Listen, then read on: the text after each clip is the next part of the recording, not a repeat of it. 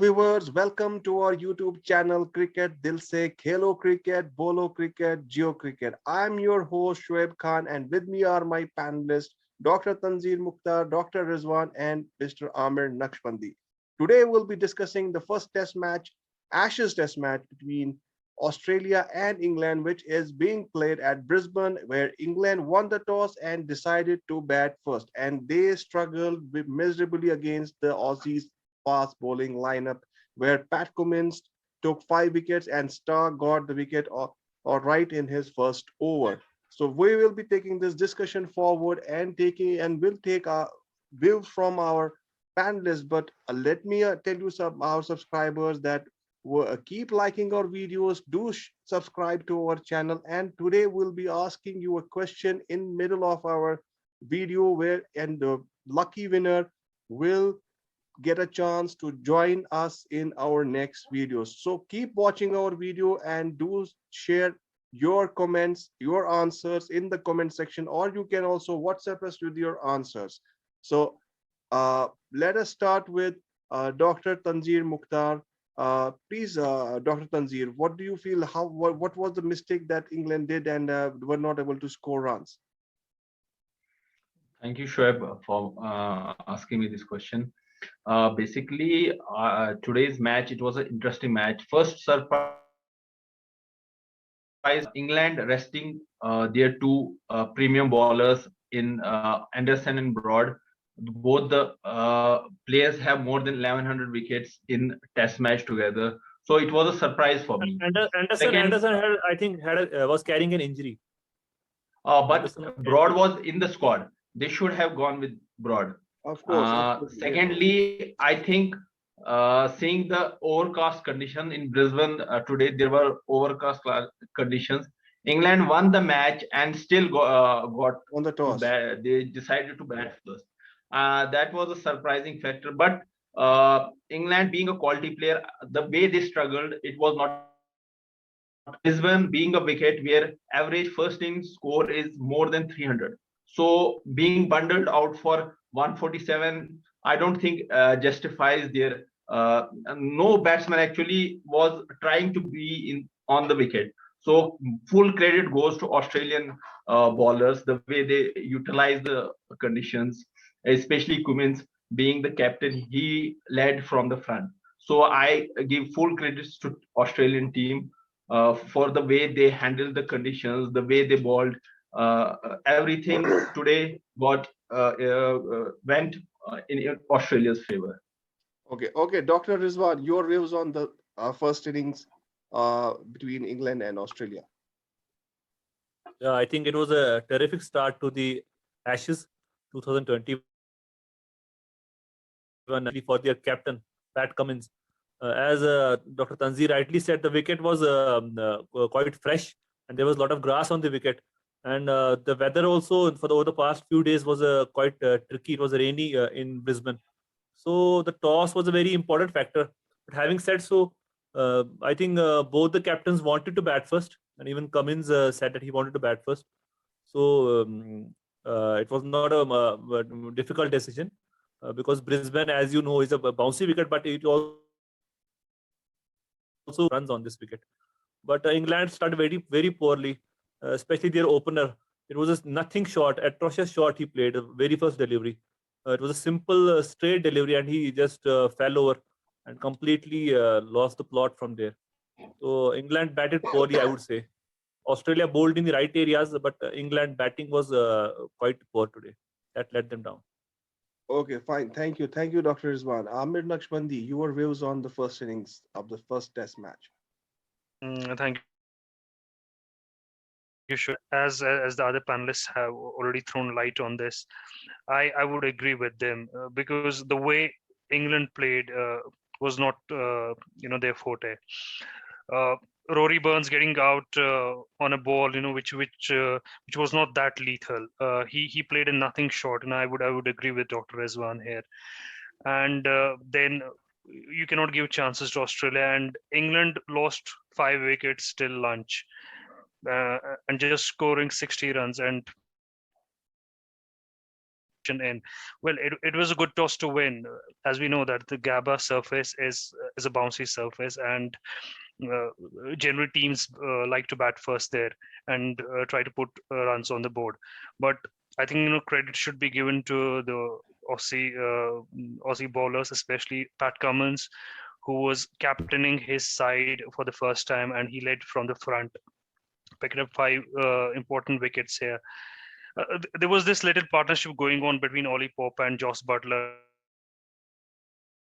some momentum to England, but it was again Mitchell Starc when he came back and removed Jos Butler behind the wickets. I think England were below par, and Australia were the quite dominant side. And remember, the Gabba has been the fortress of Australia, and they tend to perform really well here. Okay, I fine. think there was a little bit more grass than we see on the Gabba wicket traditionally, because the wicket looked greener in the morning.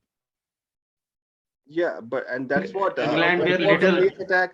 The pace attack of Australia did end. Pat Cummins led from the front, and he joined the elite panel of captains who have taken 5 wickets haul on their Test captaincy debut. So in the beginning, I had mentioned that we'll be asking a question to our subscribers. I will still hold on to that, and I'll ask that question at the end of the video. But before that, let me take views from Dr. Rizwan and see, Dr. Rizwan, what do you think? What will be the score Australia will be looking forward to set for England? I think the shape the wicket has eased down a bit, as we saw in the post-lunch session, that Butler and Ollie Pope managed a decent partnership. So I think Australia, plus as you rightly said, that is their Gabba is their fortress. So they know how to score runs on this wicket. It won't be easy. The wicket still has some grass on it, but I think they should easily overtake the England score. It is on the cards, I would say. So they would be happy to take a lead of around 200 runs. Would that be sufficient for Australia on the Brisbane wicket? Of course, any lead in a test match is handy, and if you have a lead of around 100 200 runs, that it becomes very difficult for the opposing team to come back into the match. With the bowling attack Australia have, I think a lead of 150 will do them a whole lot of the good. Okay, fine. Okay, Dr. Tanzir Mukhtar. So, what do you think? Who will be the run scorer for Australia in the first innings?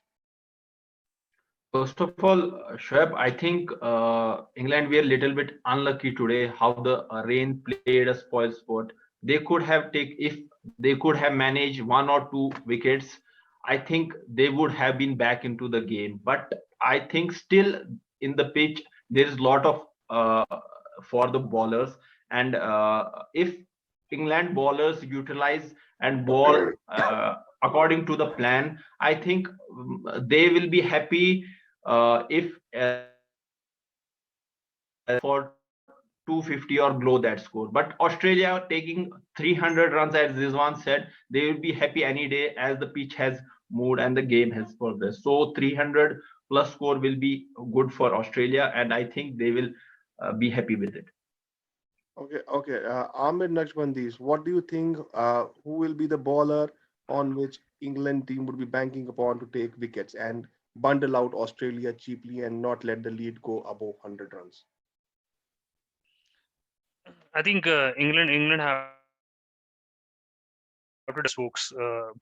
They could be their bowlers who can take wickets, and if they really have to come back into the game, they will have to bowl Australia out.